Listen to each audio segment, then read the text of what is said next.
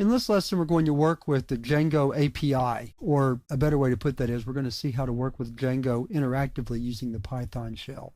So open a command prompt window, navigate to your project site, your project directory. This is where we left off in the last lesson. And at the prompt, type python manage.py shell.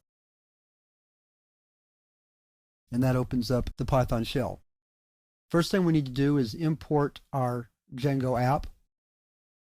So the way we do that is we type from the name of our app, films, models, import, and then we use a capital F, films. Films will be the object that we use to represent our app. So the first thing we might do is look to see what data is in the app. And so far we don't have any. So films.objectsAll would display whatever films were stored there, but there aren't any stored there yet, so we need to store some. So here's how we do that. Type F equals films, open parenthesis, and then we'll just enter the fields. So for the first one, we'll do The Godfather. The year was 1972. And the director, we're going to stick with last names here. Save a little typing time. Like so. Then to save it, we type f.save, and that saves it to the app. And it saves it in the database. Let's do one more.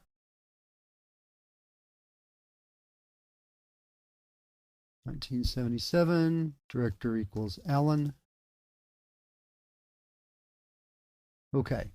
Now let's run the command again, film objects all, and there are our films. Now, how we got those was by modifying our models.py program. So what I'm going to do is exit out of the shell and show you something that we did, or that we need to do.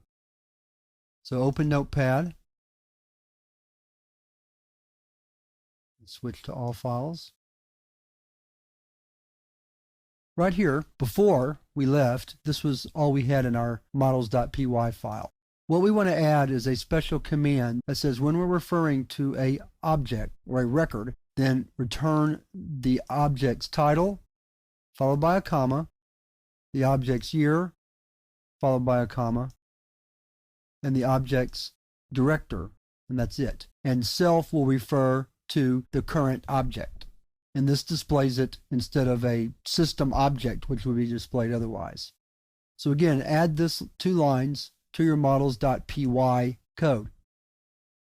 If we take it out, let's comment it out, and I'll show you what happens. Let's exit out. Go back to the shell.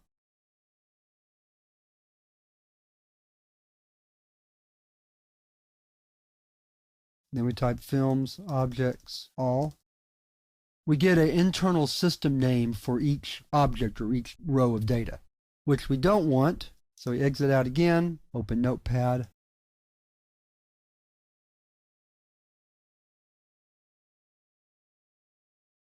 And uncomment out these 2 lines. Make sure you put these 2 lines at the correct level of indentation, which is inside this class. Otherwise, you'll be defining it for not for films, but for something else, actually nothing else. So we'll exit and save. One more time.